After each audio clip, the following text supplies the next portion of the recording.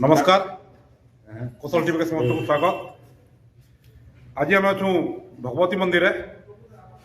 बलांगीर समग्र हिंदू समाज तरफ गोटे विराट हिंदू सम्मेलन आयोजन कराए आज गोटे प्रस्तुति बैठक थी भगवती मंदिर आसुन आयोजक मान पचारि बुझमा काଣା कार्यक्रम रखाई गोटे बैठक आप रखी गोटे हिंदू सम्मेलन करवा तो कार्यक्रम विषय टी आमको कहू। आम आम बलांगीर नगर तरफ आम गोटे हिंदू सम्मेलन आसंता 21 तारिख आयोजन करुछु जेनटा कि आमर तुलसी नगर भगवती मंदिर पाखे आमर दुर्गा मंडप जेन अच्छे तांकर रावणपुड़ी पड़ियार सेठाने आयोजन हेबा 21 तारिख सकाळ 6टा रु 8टा भितर कलश यात्रा अच्छे 8टा रु 10टा भितर आमर यज्ञ शोभा यात्रा अच्छे मान प्रत्येक पड़ा के नहीं करी जेन 5-7टा पड़ा के नहीं करी 10टा रु 12टा भितर आमर यज्ञ आयोजन करा जिबा 12टा रु 2टा पर्यंत प्रवचन कार्यक्रम अच्छे बौद्धिक कार्यक्रम अच्छे तापर 2टा रु अनवार्ड सेवा पर्यंत आमर लोकन को जते आमर जे अंचल रो अछन समस्ते अन्न प्रसाद रो व्यवस्था करा जिछि। आम संगे आउ जड़े आयोजक अच्छा बलांगीर वरिष्ठ नागरिक श्रीयुक्त शशि पुरोहित आज्ञा ये हिंदू सम्मेलन जेन आप आयोजन कर तार उद्देश्य रख हिंदू सम्मेलन आयोजन करवार एकमात्र उद्देश्य है जे आमे आमर संस्कृति आमर परंपरा के चिन्मा 2 नंबर है आमर भीतर भातृत्व भाव जागृत हेबा से जेन कहते सभापति जेन हो सम्मेलन आम जेन यज्ञ कराया भारत माता यज्ञ हेबा भारत माता यज्ञ भारत वर्षर समस्त नागरिकर सुख शांति समृद्धि कामना करी भारत माता यज्ञ हेबा पूजा अर्चना हेबा कलश शोभा यात्रा हेबा कीर्तन हेबा आ प्रवचन कार्यक्रम 12 रु 2 बजे तक हेबा आउ सेति लागि शंकर श्री समृद्धि बुद्धिर कामना करी ये आयोजन करा जाउछे।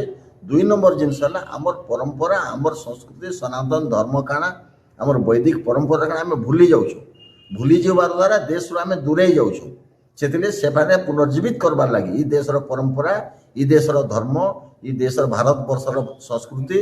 भातृत्व भाव जागृत करा जाउछे जेंति लागि 12 बजे रु 2 बजे तक गोटे कार्यक्रम प्रवचन कार्यक्रम रखाई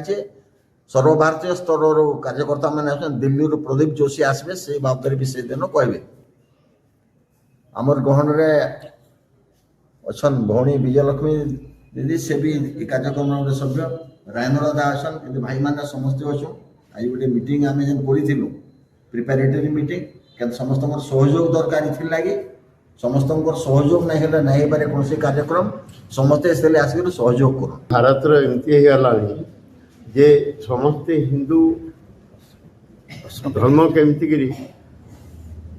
माने तार पुनर्जीवित हेबा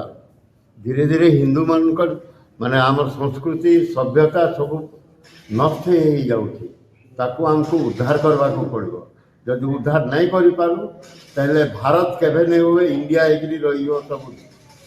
भारत केभे नहीं हो पाए तेणु हिंदू को